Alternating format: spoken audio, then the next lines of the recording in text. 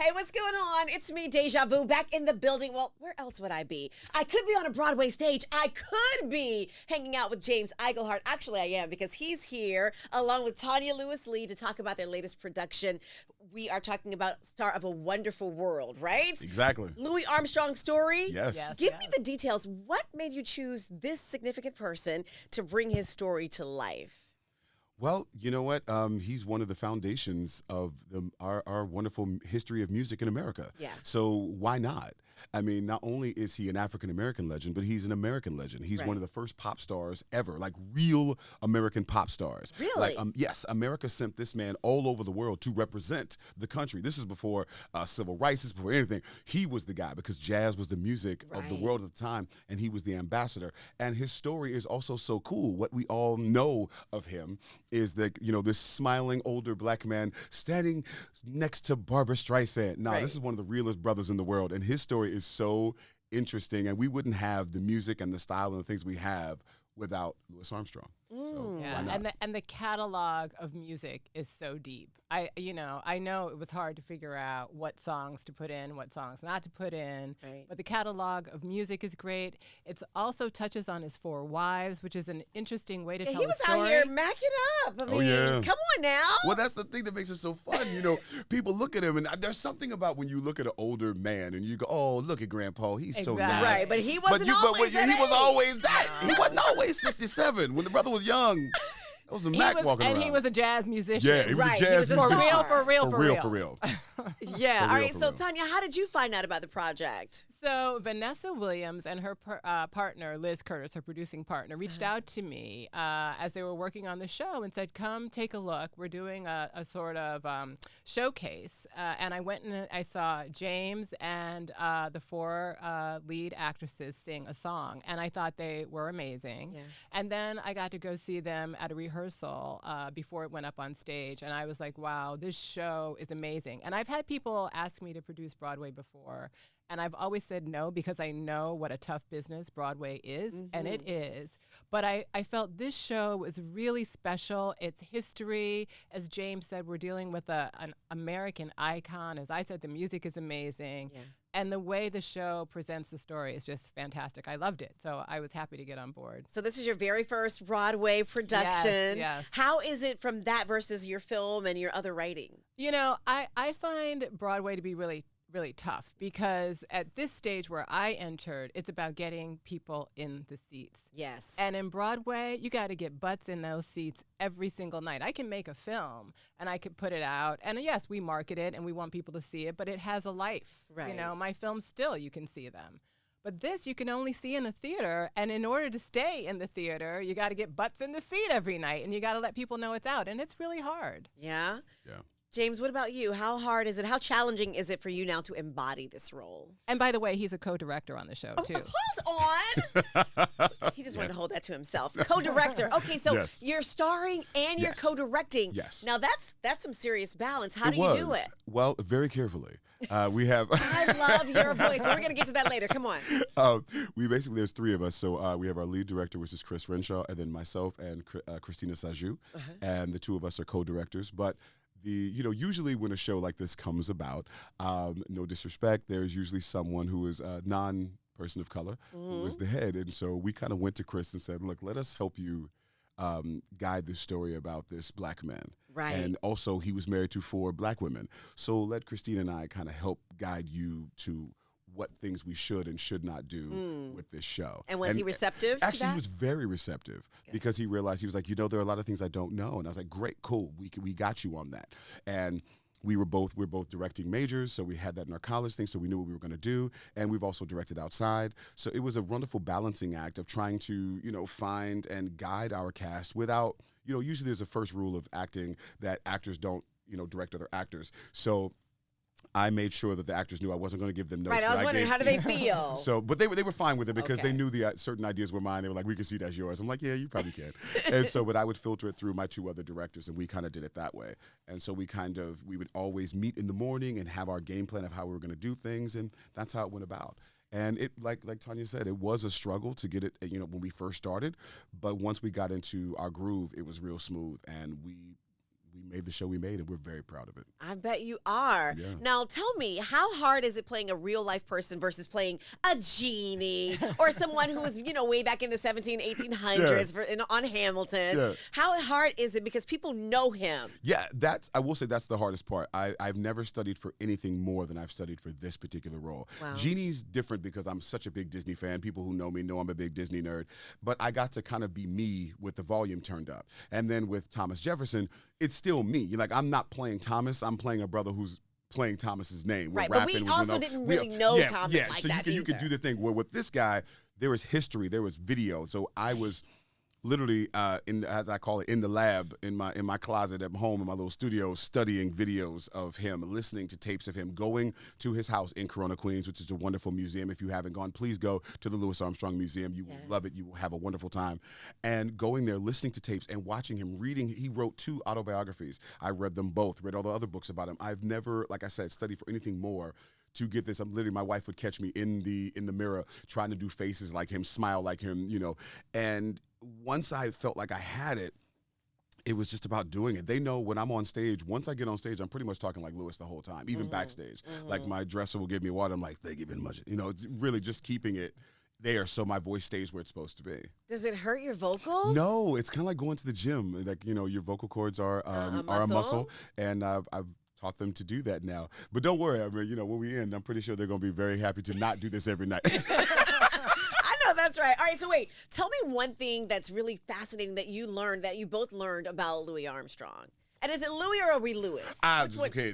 Well, Yes. it's both. It's both. The fun thing is, okay, my wife was telling me to be nice about this, so I will. I'll be nice, but I'll also be real.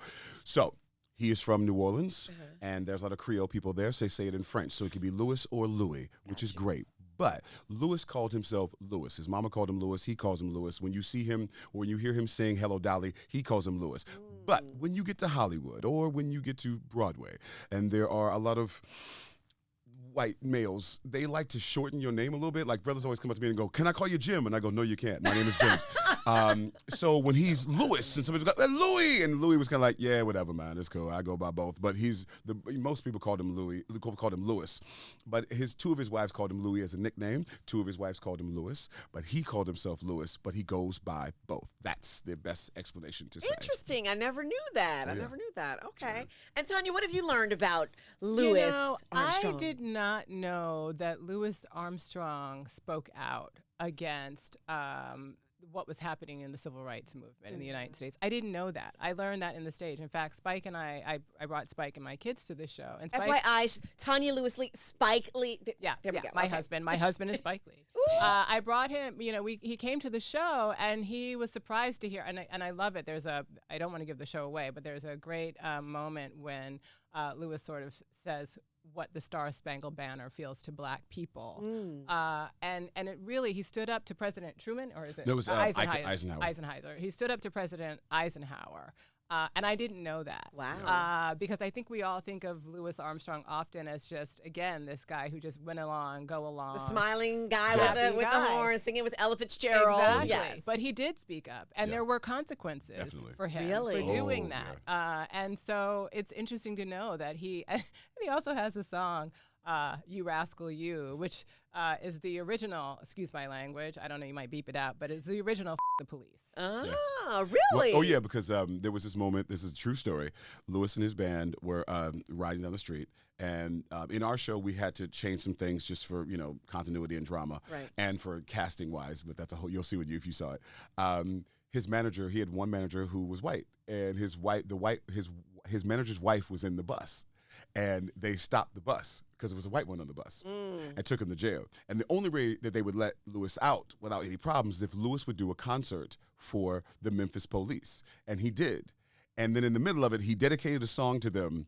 And he dedicated, I'll Be Glad When You're Dead, You Rascal You. And they cheered. They loved it. Because they didn't get it? They didn't get it. They didn't get that he was saying something. And people were like, he's nuts. What is, his band was like, we are going to die. And he was like, nah, I'm singing this song. Stop me.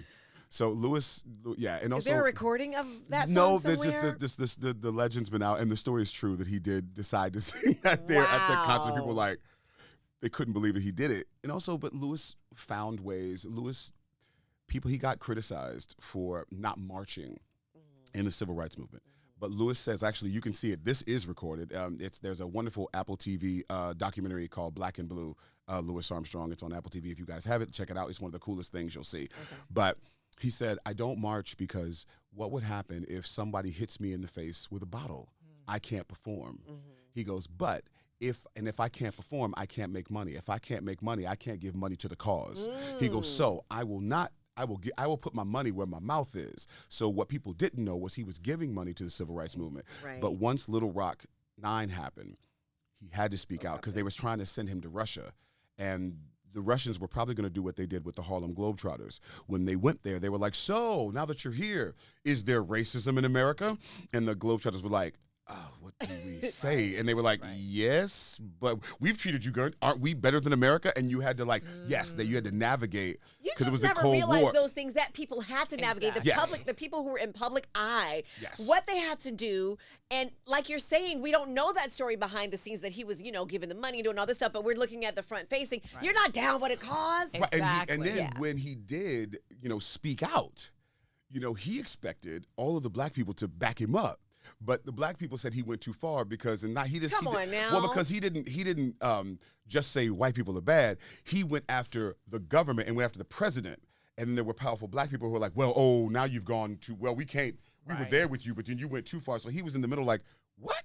Wow. So what's funny is reading his book when he's younger and reading his older book, he has some serious opinions about white folks and black folks. I mean, he loves everyone, and if you listen to his music, it's all about the love. But when he was in the 60s, he had no problems telling how he really felt about how they treated him and what he really felt and how he trusted people. But he always felt that at the core of the world, most people will live with love, and that's what he believed. Yes. But when it came to personal, he was real shrewd with his business. He was like, oh, no, we don't play that mess.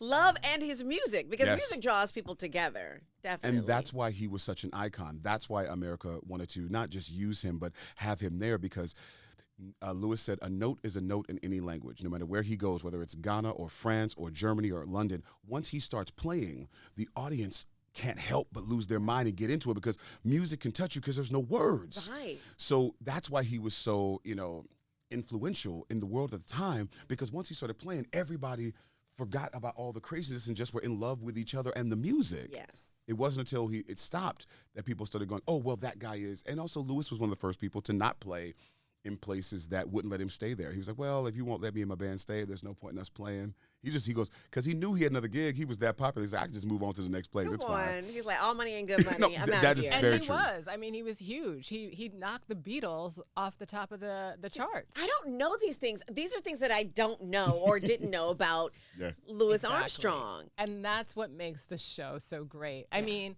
you learn so much, but then you're also so entertained. You keep talking about his voice. I mean, his voice when he sings on stage as Louis, Louis is amazing. Give me a note. Give me some notes. Well, since we're here at the Deja Vu show, I just want to say that one of the things I liked about it was the cats that I met when I was here. Whether it was New York or New Orleans, or whether I was just in Chicago, there was just something about it, man, just gassed me every time. Oh, my goodness. He just totally went into it. For real. But you have to see our ladies, though. I mean, the Deion Figgins, Jenny Honey Fleming, Kim Exum, and Darlisa Siri. These ladies are some of the baddest performers you will ever see in your life. I mean, these ladies' vocals. How about this? I've got legendary Broadway folks who will come to the show and are looking at our ladies like, well, goddamn. Literally, that's how it is. The business. They are for real. They are the phenomenal. truth. The show can't be done without them, because these ladies helped shape who Louis was. Right. From 18 to, he was married to one for 2 years, 10 years, 4 years, and then 38 years. Oh, wow. He was married to Lucille for 38 years. And these women helped shape him into the man he became. Did he have children? Now there's a fun part. He raised a nephew. And then there is a part that we really don't get into because of money things. There's definitely a daughter out there. There's somebody out there. And I know she ain't coming to the show because she probably don't want to see this at all. But I will say, for you fans that want to know, she wrote a book. Read the book. It's really fun. I read the book just so I would know what I was doing. But, we don't want to get into, as Louis said, I don't want to get into the business. It ain't got nothing to do with me. Okay, now.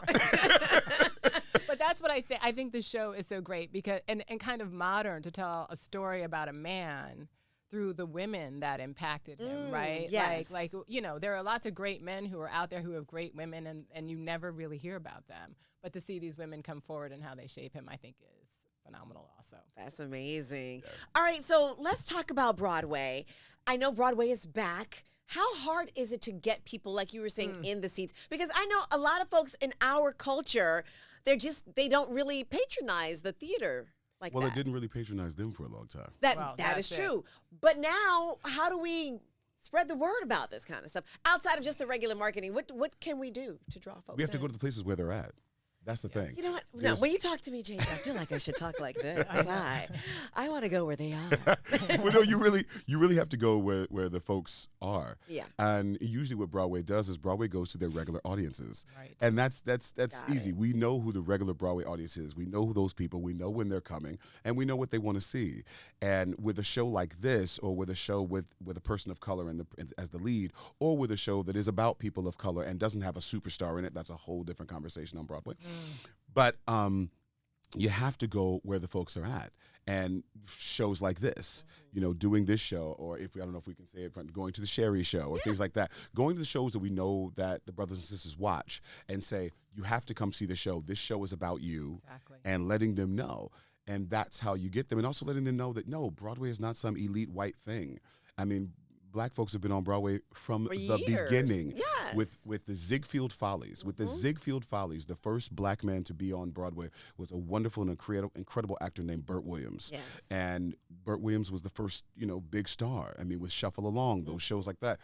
We've been here the whole time. It just hasn't been we were just publicized, told like- we were told that it wasn't for us, but it has been. And once people realize it is, they will come. And I think you're right. I mean, people have to know the show is also for them. Yeah. Like this is, and I think with Louis Armstrong, people get a little confused. There's a little confusion out there about Louis Armstrong. Like what? Well, our amazing writer, Orrin Squire, another Black man who wrote the script, was saying that there were, for some of his family, they were like, oh, why would you do a story about Louis Armstrong? I don't want to see something about that guy who just smiled and grinned all the time. But that white people were like, oh my God, he's amazing. So really like getting people to understand that actually not only was Louis Armstrong about you and for you, but that this is a show that really is about Black people and about the Black experience, and that you it's very relatable and enjoyable. Again, I cannot express enough about sort of the spectacle and the dancing and the music. Branford Marsalis came in and did the orchestrations. Yes. We have amazing choreographers who a are man named Ricky Tripp is our choreographer, and also one of our stars of the show, and our tap choreographer, DeWitt Fleming Jr. amazing. So you're tapping? He's tapping. I'm doing a little soft shoe with him. Wow. Okay. Yeah. It's fantastic. So it's really, I mean, and there's a little, the audience can get into it a little bit. There's a little call and response a bit, which we know Black people love a little call and Yeah, Do. response. We love us some call and response now. The Put fun- me in the mix with you. The fun part about the thing is, I think we also need to let our folks know that these older stars that they looked at, they have been placed in history in a certain way, which is so interesting that we're talking about this, especially now because people are trying to erase our history. But what people don't know is these Black folks, they're presented a certain way, and you see it a certain way because that is how it was fed to you by Hollywood and the system. Right. Whether it be Fats Waller, Cab Calloway, whether it be Bill Bojangles, whether it be Paul Robeson, whether it be Louis Armstrong. These folks were fed to you in a certain way, and so you don't realize that your opinion is actually kind of tainted. Of course, you it's don't been get shaped by what we right, and so heard you're all looking at it throughout as, these oh my years. God, he just smiled for the white people. No, that's what was on the screen, but you don't really realize what was happening outside. Louis Armstrong is not a movie star. Louis Armstrong is a incredible jazz musician who happened. Okay. Every star, whether it be Beyonce or whatever, they'll do something in music, and then someone will go, what we should do? We should put you in a movie. Right. They did it with Elvis. Let's put you in a movie. And once they put you in a movie, people go, oh, that's what you are. No. This man was a performer, a singer, a live stage performer. That's what he did. And most of his audiences were Black until he became popular. And you know how Black folks are once you become popular. We mad. We mad. So Oh, you sold out. and what's funny is, yeah, he did sell out every single night. Come on. And the coolest thing about it is he never ever changed who he was. Right. So what we have to do is we have to tell people, come to see the show so you can change your perception and see the history, Exactly. the real history. Do not listen to the history they fed you. Go find out for yourself, because you will find out how amazingly black Hattie McDaniels was, how amazingly black Bojangles was, how amazingly black Sammy Davis Jr. was. These folks were actually fighting for us the entire time and had to go through so much crap so that the performers of today can say what we want to say on Instagram and on Twitter as if it was with no problems and no kind of issues. So that's They were really in the trenches. They were really in the trenches. Having to navigate a lot. Yes, Yeah. absolutely. The smile was a navigation to get through what was happening. Come on. So People don't realize that. Again, they're doing multiple work here. They're entertaining, but they're also handling business behind the scenes and being strategic with it as well. yeah. Yeah. Because the doors that, sorry. No, I was just going to say, there's a great scene in the show between Louis and another character talking about putting on that act to get through what you have to get through in Hollywood. And what's funny is, unfortunately, some things have changed and some things haven't. Isn't Talk that the about it. truth? So you have Louis Armstrong saying, "I have to smile," and then one of my favorite movies is Hollywood Shuffle by by Robert Townsend, Right. where you got to smile again. And then even now now we're better at it, where we can have more of an opinion, but there is still a majority. I mean, come on. I mean, I know Tonya probably has stories for days about her and and her husband having to deal with things. There just are to get a movie. consequences. There are consequences to to speaking out on and what telling the you truth. believe and telling the truth. Right. Right. And so when he told the truth, he was blacklisted. But the cool thing is, the great thing is, you can't stop talent and you can't stop drive. There it is. And Louis was blacklisted. So what Louis did was he just chilled out for a little bit, did little things, and then other projects began to come around. And then Hello Dolly happened. Those Broadway people went seeking him out Right. to do this song.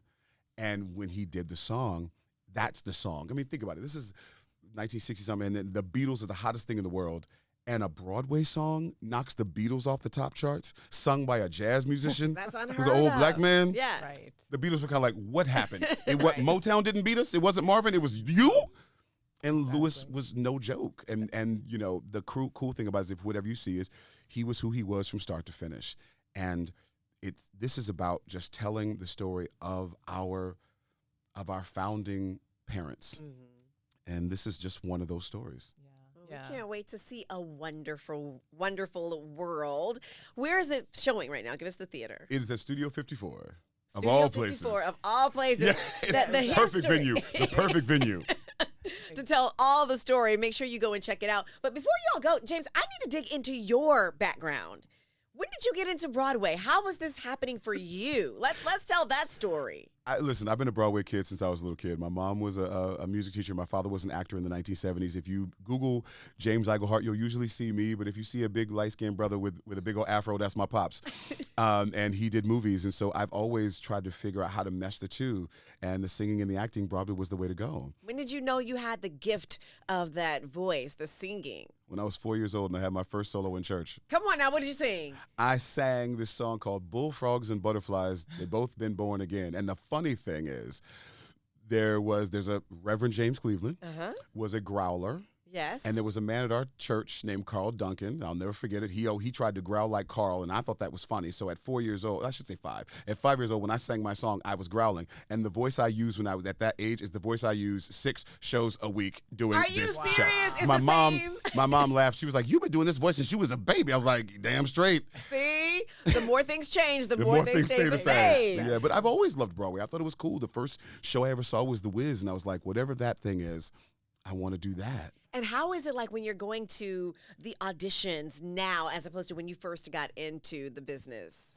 Okay, I can tell you the actor version, and I'm gonna tell you the real version. The actor version is, I still get nervous, and I hope that I do well when I go in and sing the song. And the real version is, I want a Tony now. I auditioned, but they called me in for the last ones. They called me. I'm like, do you want me or do you not want me? And I tell I my know agent, that's right. not, You not, already in, know not in what a bad way, not in a bad. I'm not trying to like be I crazy, but I'm like, understand. if you want, you know what I do. Exactly. I've been on Broadway for I've been on Broadway for 17 years. You know what I do. If you want me, you want me. Now the great thing is, if there are new things like this, I don't mind auditioning, so I can prove to you I can do something different. Right. And I will say that's one of the things that this show has done is people keep coming to me and say, we never knew you could do this, because I'm always on the comedian side. I love being funny, I love being silly, but I wanted to do something. I wanted to stretch myself, but I also really understood this character. Louis said he felt trapped between the white side and the black side, and I understand that. Do you feel that way? Those of us in this business, a lot of us feel this way because we have white fans and the black fans look at us one way, and then the white fans don't realize you're black. And then when they do realize you're black, they're shocked. So it's this weird moment of trying to like navigate where you go. And so watching him do this, and really all you want to do is make people happy. All you want to do is entertain. Most of us who are in the entertainment business really just want someone to tell us we're good. Aw. Please tell us we're good. Please You're tell us we're cool. And they clap for me. Thank you. That validation is so wonderful. You know what I mean? Most of us are like that. Yes. And of course, I can already hear your fans going, some of us ain't like that. I ain't talking to you. I'm talking to the ones that are. So, you know what I'm saying? So when I started studying about this man, I was like, no, I really want to do this because I feel I can really do him justice because I understand what that's like. Well, we And can see he's the really passion. and he's really good.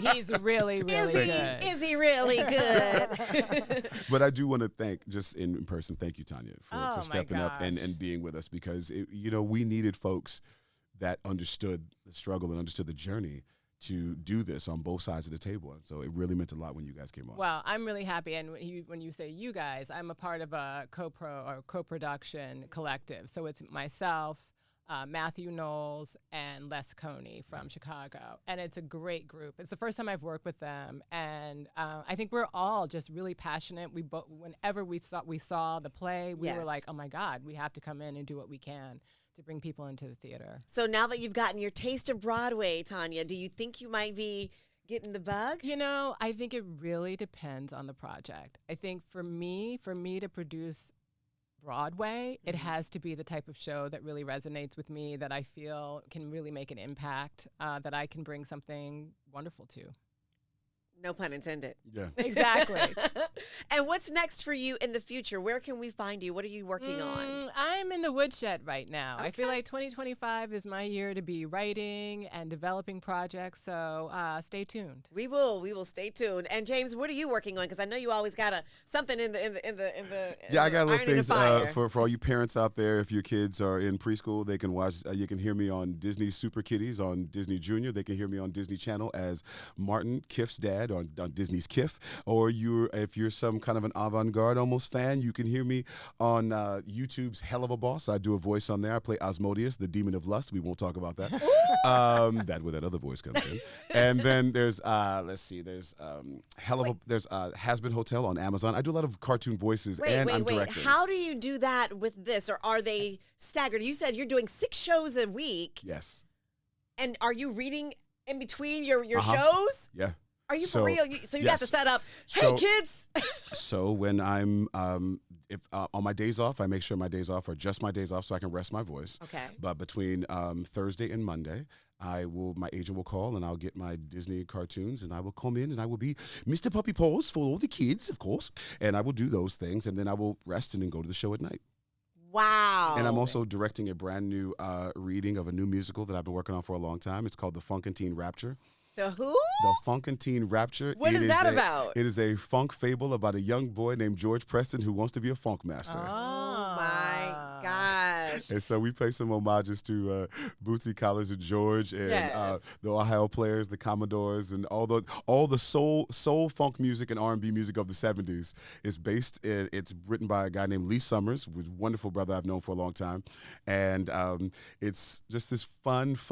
We've kind of taken Harlem and like taken all the craziness out of it and just put in this cool cartoonish kind of like bubble to make this funk thing happen. Bright colors, really, really funny and really, really silly. And the music is great and I'm having a great time working on it. So we have a reading coming up soon. So I'm so impressed. Thank you. I thought I was a hustler. This dude, he's got me beat. nonstop. And one of my favorite episodes of Law and Order SVU, because I am so into it, James is in that. So I mean, you're an Thank you. actor. Thank An you. actor here in New York. No, you thank have to I am. be Yeah, in no, Law I actually- and that's a Order rite of as passage. What's Genie. really funny is when I It's a got rite Law of and Order, passage. that's when I first said, okay, I'm a real Law and Order. Right, I'm you're a a real real, I'm a actor. real New York actor now. Exactly. And I tease my friends because I got to do a scene with both Ice-T and Mariska Hargitay. Come on So I got to now. be both. And I got to tell Ice-T to his face, I said, bruh, when I was 13, you came to Oakland Coliseum, and I got to see you in concert. He was like, wait, hold up. Was that the... Was he like, colors, was that the Public Enemy tour? I was like, that's the Public Enemy tour. Lost my mind. What? That's so good. So do you still do the Freestyle Love Supreme? Freestyle Supreme, yes. When we can, we do it. The problem is, this is it's terrible to say, all the brothers are busy. All the brothers are busy. All For the those of you who don't all know, the it's ladies, a freestyle Yes. troupe. Yes. You and some me, guy Lin-Manuel Miranda. by the name of Lin-Manuel Miranda. David Diggs, Chris Jackson, Utkarsh Imbakar. If you watch Ghosts on CBS, he's the star of that show. Yes. So all those guys and a young niece, Anissa, Jelly Donut, all of our folks.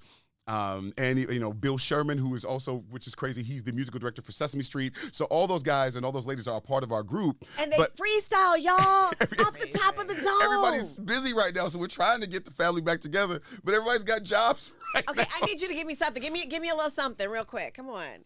Off the top. Off rip. Off the top of the dome, early morning, left from home, had to get over here for the Deja Vu show. So here I go down with Tonya Lee. And who you talking to? Of course, it is me, the JMI, the brother who stars in the show that you must see. And who is it be? For the boys and girls, come down and see Louis Armstrong for a wonderful world. All right now. All right, James now. Iglehart, Tonya Lewis Lee, thank y'all for stopping by. Pleasure. Thank you, Deja Vu. And for don't having forget us. to go and check out the play, A Wonderful World. Get all of the information at LouisArmstrongMusical.com.